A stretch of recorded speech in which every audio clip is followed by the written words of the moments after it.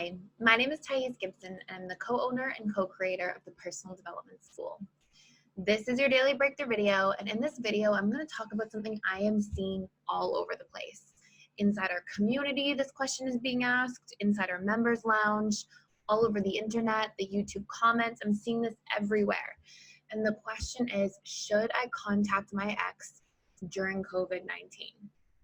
And obviously there are all these things going on, and we're in this situation, in this space where it's like our defenses are down, we're feeling more vulnerable than usual, we're seeking out these subconscious needs of comfort, of certainty, of connection, especially because a lot of connection is being naturally withdrawn and your brain is this like needs meeting machine.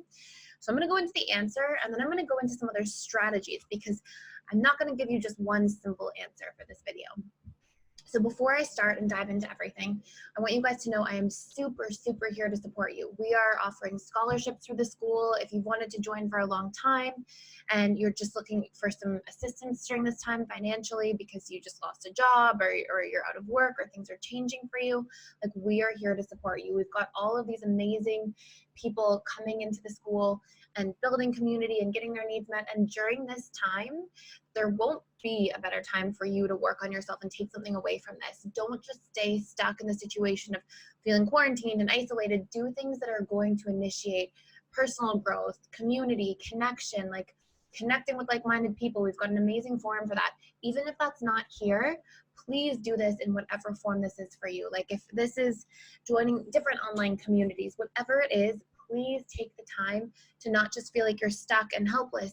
Initiate the needs that are not being met in your life, even if they're through, not as amazing forms because you can't do things in person, but even if they're through the internet and you have this constant support system, it's a great thing to do. So please know that. And also, we are giving a money back guarantee for everybody who joins during this time, because if anything, if you're not getting a lot out of the content, which we haven't had any single person do that at any point since we've launched, but if there is any like change or anything that happens in your life, your financial situation, we're going to support everybody as much as we can. So please join, please feel safe joining.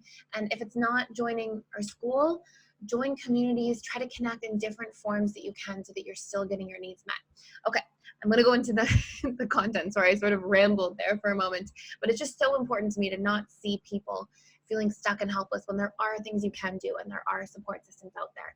And so the coupon code, by the way, is with you, all in capital letters, at the bottom of the description here. It's a description in the box below. And so you can join there, and it's 25% off all bundles, all ongoing memberships, 3-month, 6-month, 12-month memberships, as well as individual course purchases. And if that still isn't affordable and your financial situation has changed, reach out to us. We're here to support you, and we're going to work with everybody right now, just to provide as much support to our community as possible. So let me dive in. So it's really easy to fall into the temptation, okay? Your defenses are down. It feels like an easy justification. You're feeling more vulnerable than usual. It's really easy. And we're probably collectively, like just throughout everybody, overall, there's going to be a pattern where people are experiencing more of a need and a desire and a longing to connect. Now, there's a reason for this that I'm going to get into. And I'll go into the details of like what to do in each situation, whether you do it or you don't. But the answer to your question is that it depends on your intention.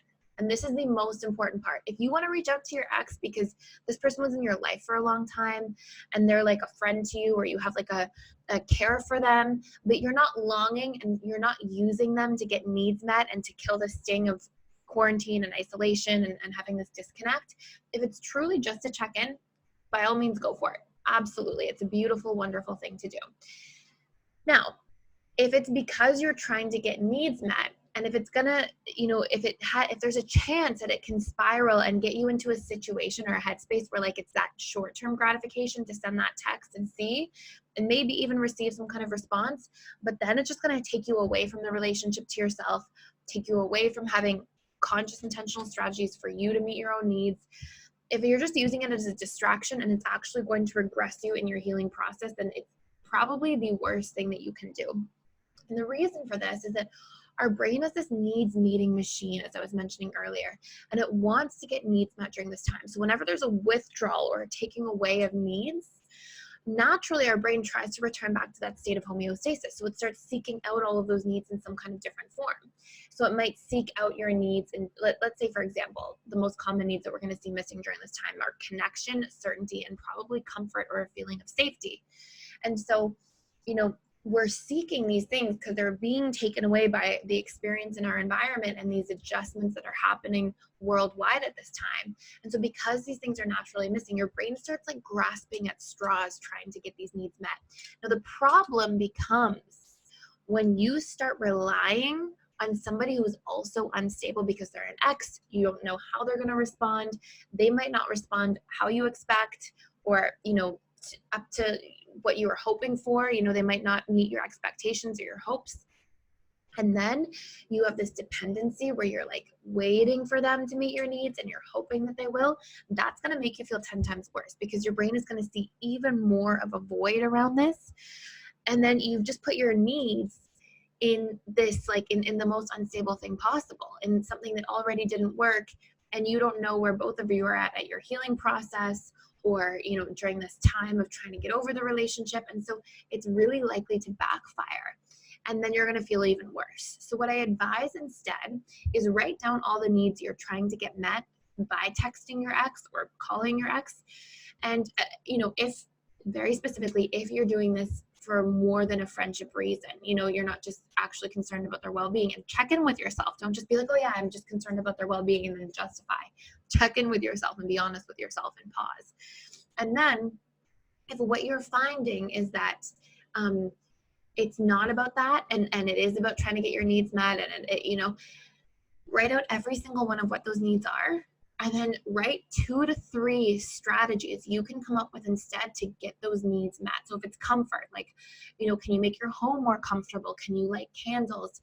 Can you speak with people, friends, family members, and ask them to say comforting or reassuring things, or communicate in a comforting and reassuring way?